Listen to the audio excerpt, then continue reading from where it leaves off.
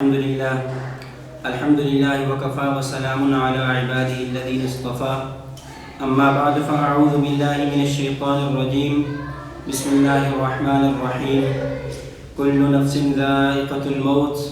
وإنما توفون أجوركم يوم القيامة فمن زحزح عن النار وأدخل الجنة فقد فاز وما الحياة الدنيا إلا متاع الغرور صدق الله العظيم وصدق رسوله النبي الكريم ونحن على ذلك لمن الشاهدين والشاكرين والحمد لله رب العالمين اللهم صل على سيدنا ومولانا محمد وبارك وسلم عليه. سورہ آل عمران آیت نمبر 158 آپ حضرات کے سامنے تلاوت کی ہے. اس آیت مبارکہ میں اللہ رب العزت نے ایک ایسی حقیقت جو تقریباً تمام لوگوں کے ہاں مسلم ہے، حتیٰ کہ جو لوگ اللہ رب العزت کی ذات کو نہیں مانتے، حضرات انبیاء علیہ الصلاۃ والتسلیمات کی نبوت اور رسالت کے قائل نہیں ہیں، اس حقیقت کے وہ بھی معترف ہیں. وہ حقیقت کیا ہے؟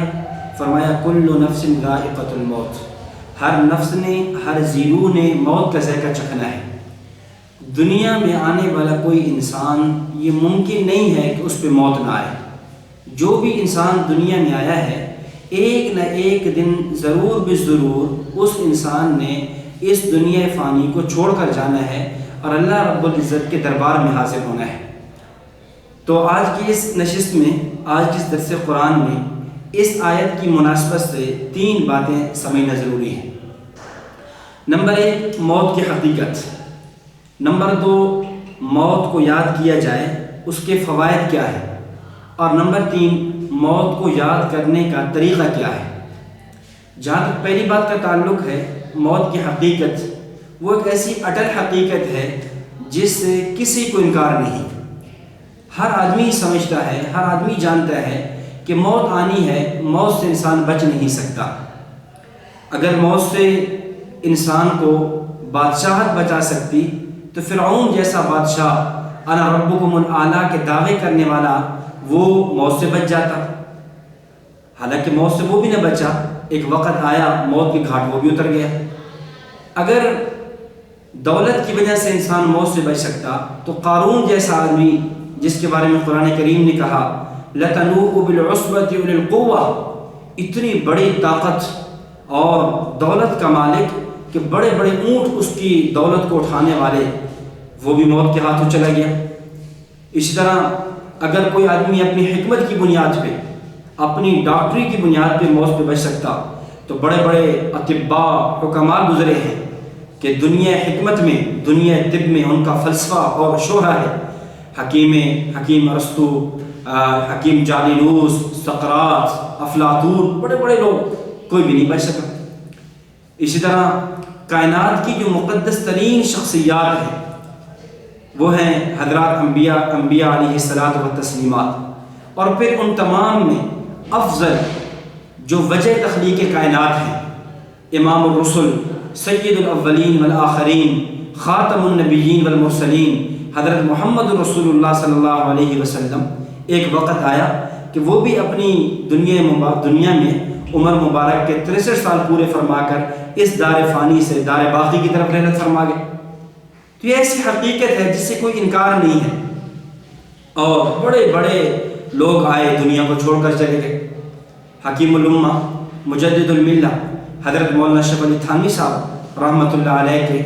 اجل خلفاء میں سے ایک خلیفہ گزرے ہیں، حضرت خواجہ عزیز حسن مجذوب صاحب رحمۃ اللہ علیہ. بہت بڑے حضرت کے خلیفہ تھے.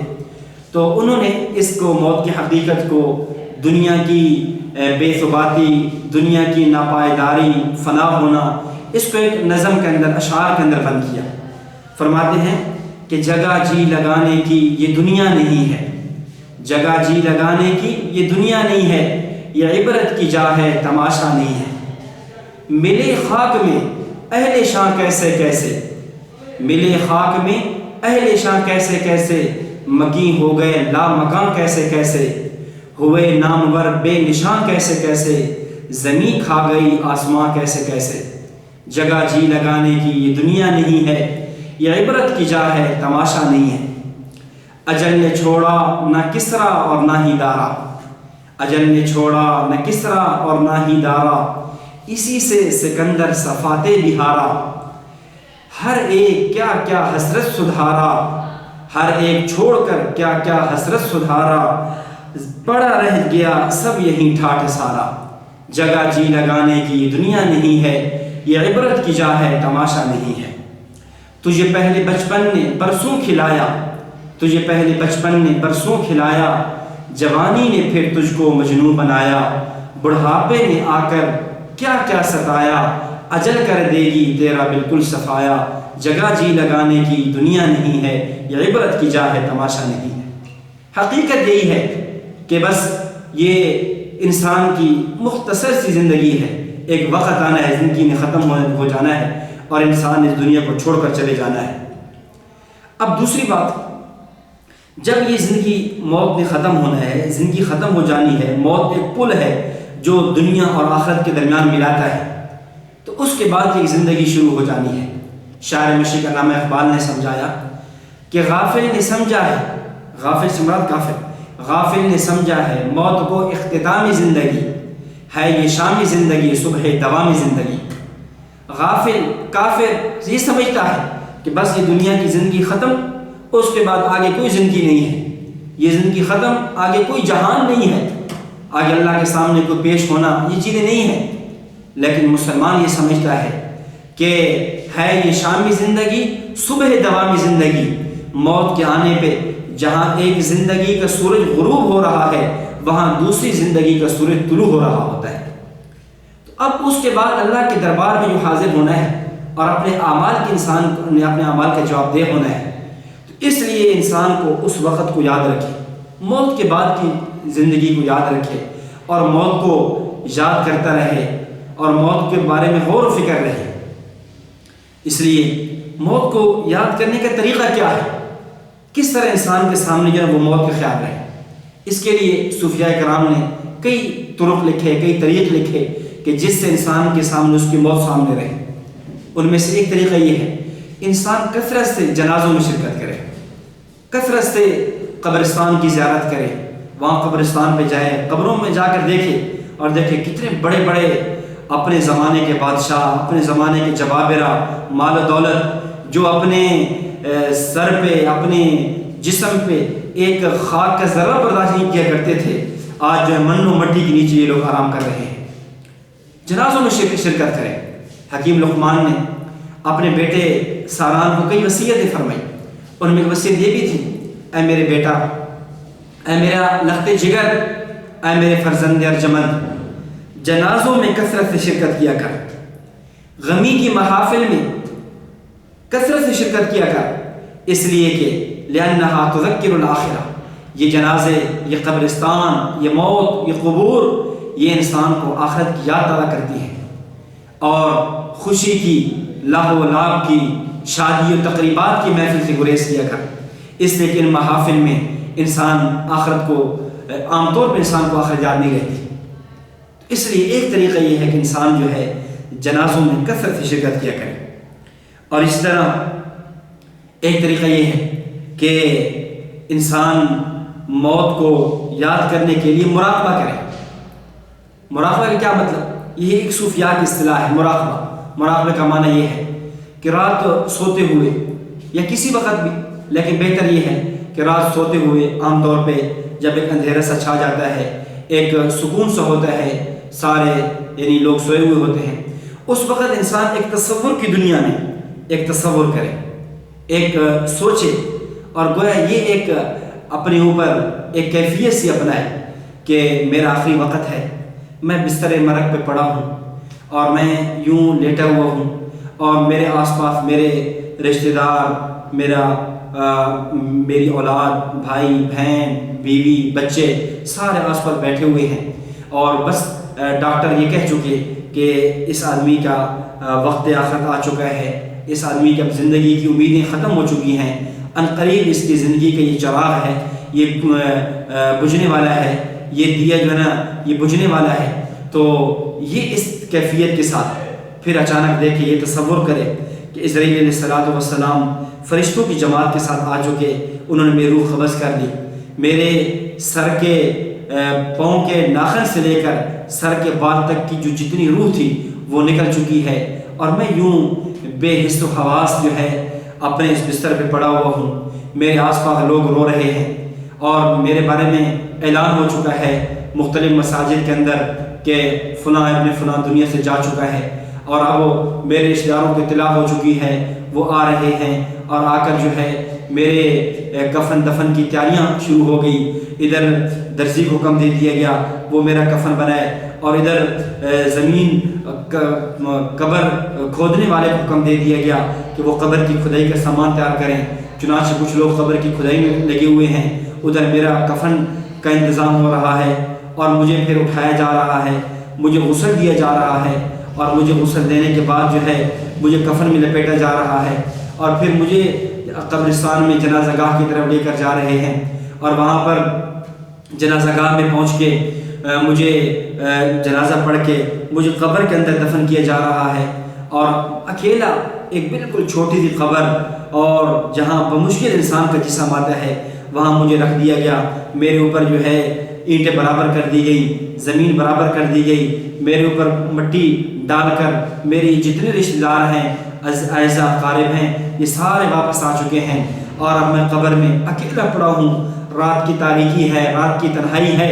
کوئی یار نہیں ہے، کوئی دوست نہیں ہے، کوئی روشنی کا سامان نہیں ہے، میں اب اکیلا ہوں. اور ادھر کیا ہوتا ہے جیسے کہ حدیث میں آتا ہے، حضرت ابو ہریرہ انس رضی اللہ تعالیٰ عنہ سے مروی صحیح بخاری میں روایت موجود ہے کہ ان العبد اذا وضع فی قبری، جب بندے کو قبر میں رکھ دیا جاتا ہے، وتولى عنہ اصحابہ، اس کے ساتھی قبر میں دفن کرنے والے اس کو چھوڑ کر چلے جاتے ہیں، وانہ لیسمع قرعا نعالہم، یہاں تک کہ یہ آدمی، یہ مدفون، یہ مردہ اپنے جانے والوں کی جوتوں کی آواز کو اور ان کی آہٹ کو سنتا ہے. اتاہ ملکان، دو فرشتے آتے ہیں، فیقعدانہ، بٹھاتے ہیں، فیقولان لہ، اور سوالات کرتے ہیں کہ ما کنت تقول فی ھذا الرجل. اب یہ سوال جواب کا سلسلہ شروع ہو گیا کہ من ربک، تیرا رب کون ہے، من نبیک، تیرے نبی کون ہے، ما دینک، تیرا دین کیا ہے. تو یہ ایک تصور انسان کرے اور یہ سوچے کہ یہ وقت میرے اوپر آنے والا ہے. جب اس تصور کے ساتھ، اس مراقبے کے ساتھ انسان رات کو سوئے اور پھر پورے دن کے اعمال میں غور و فکر کرے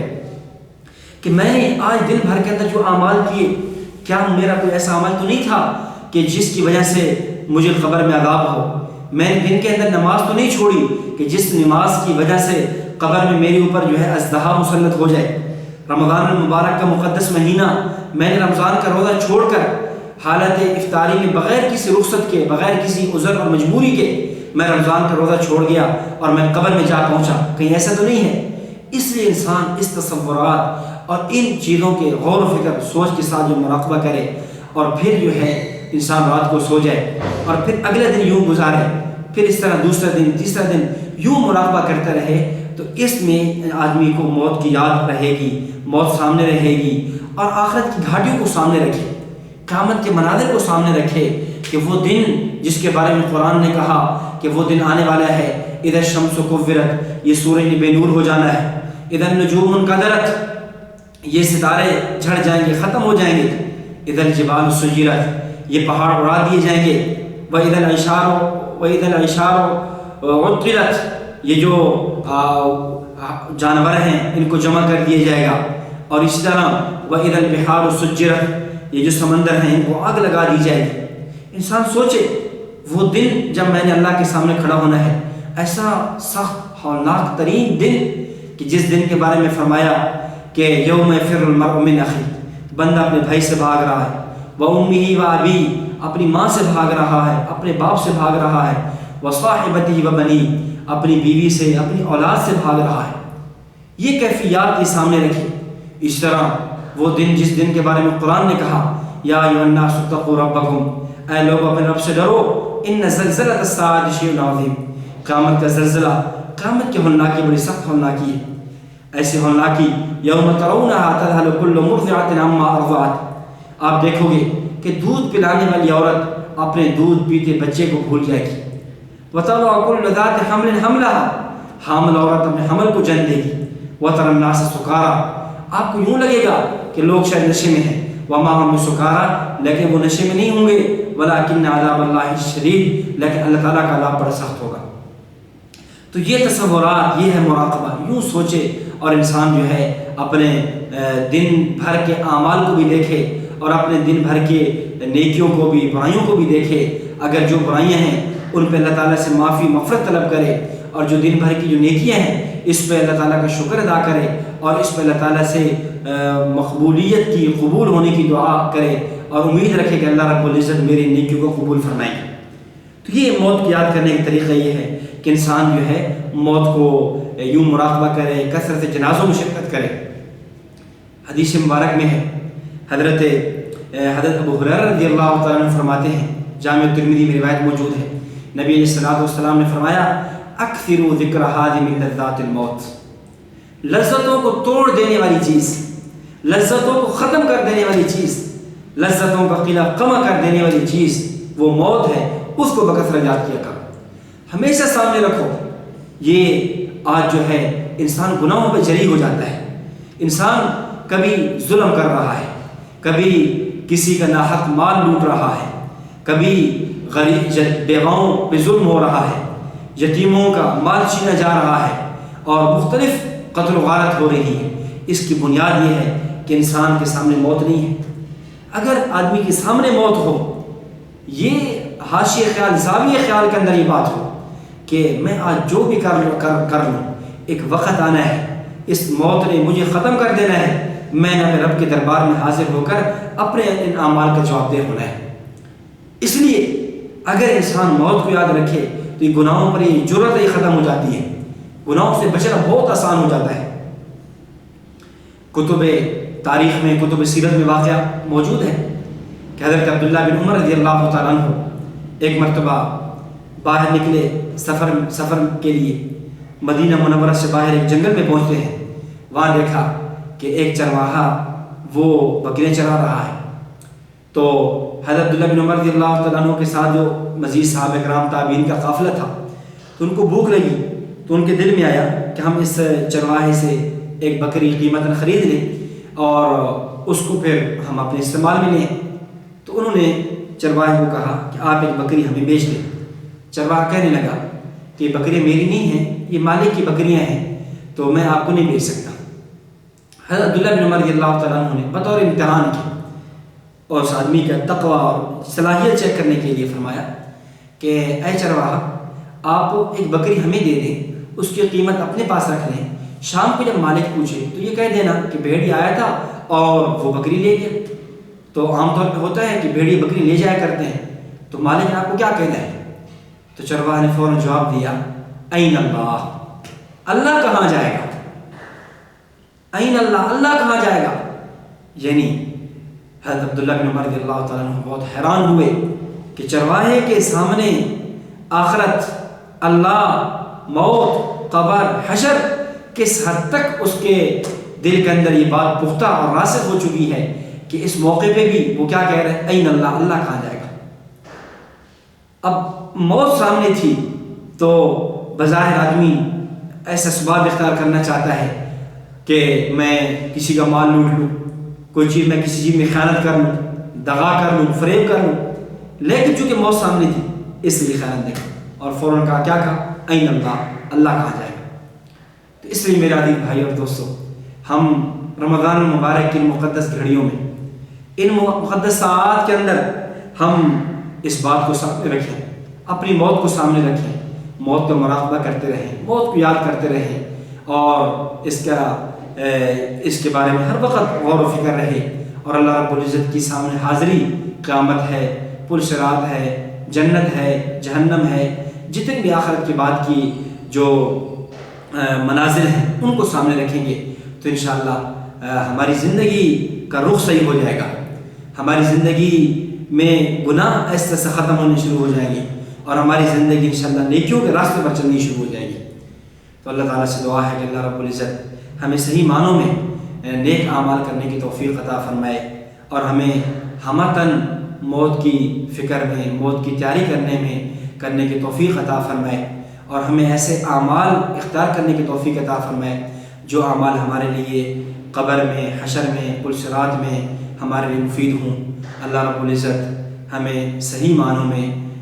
اسلام اور ایمان کی زندگی عطا فرمائے، اور اسی حالت میں ہمیں کلمہ آخرت کے ساتھ دنیا سے اللہ تعالیٰ رخصت فرمائے۔ وآخر دعوانا الحمدللہ رب العالمین۔